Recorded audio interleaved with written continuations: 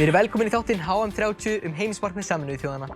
Markmiðin sem við fjöllum í dag númer 16 og í lok þessa þáttar erum við búin að fara yfir öll 17 markmiðin. Já, og umræðuefni dagsins sko ekkert smáræði. Við ætlum að stuðla að friði og réttlæti í heiminum.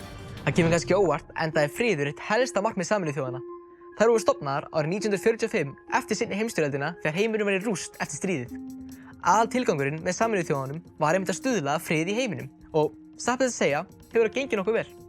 En því miður geisa enn stríð í heiminum. Það er bæði stríð milli minni ríkja og borgarastyrjaldir. Það orð er notað yfir það þegar minni hópar berjast völd innan ákveðinna ríkja. Hér sjáum við línurit yfir þau dauðsföll í heiminum sem tengjast stríðunum frá árinu 1946. Eins og þið sjáið hefur talað yfir fjölda fólks sem deyr í stríðum lækkað jafnt og þétt síðustu tæp 70 árin. En sjáið hvernig það var í seinni heimsstyrjöldinni.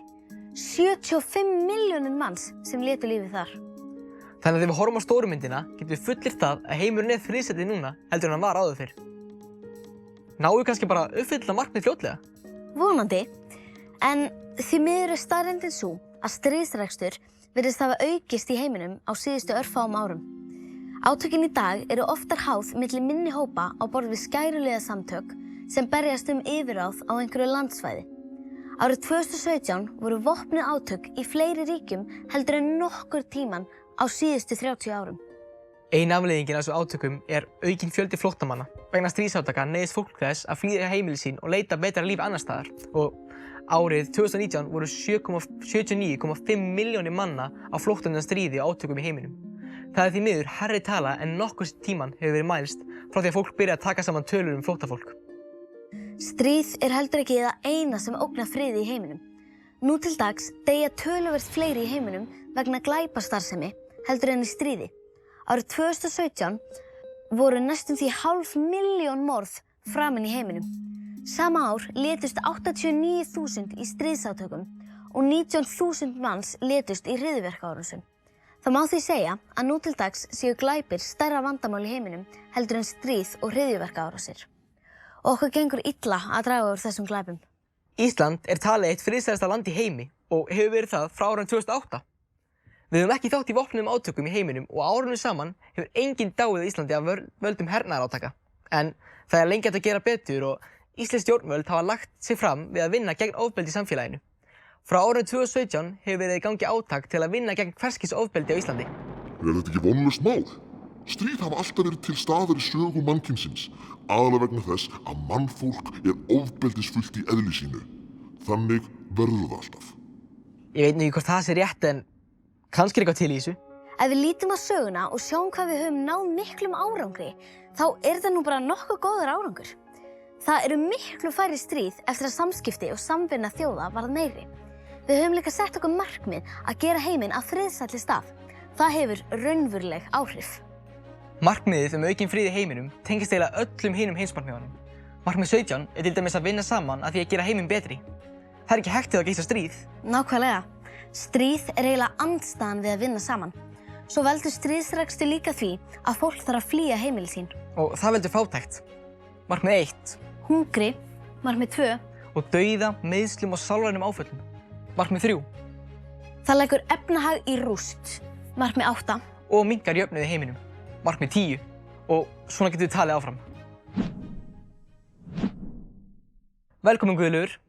Gott að fá þig. Ég er með spurningu fyrir þig. Hvernig getum við gert heiminn okkar að friðsælli og réttlátari stað? Þetta er stór spurning.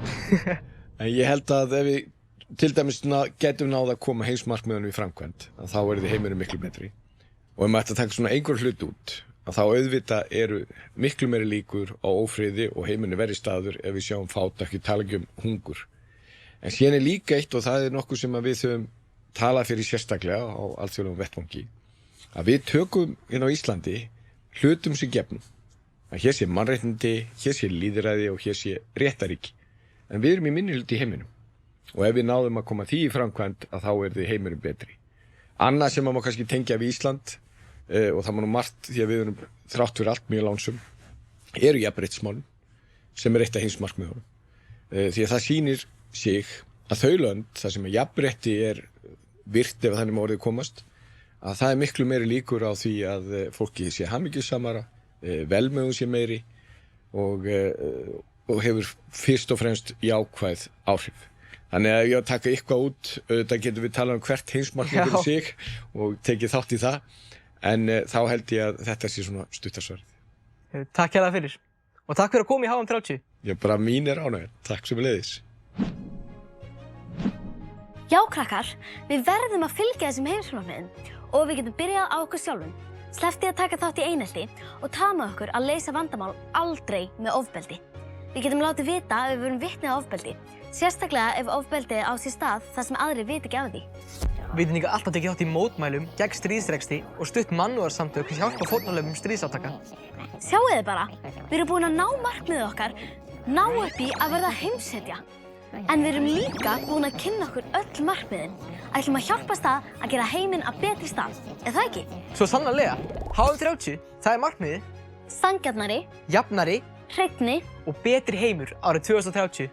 Það gott plan.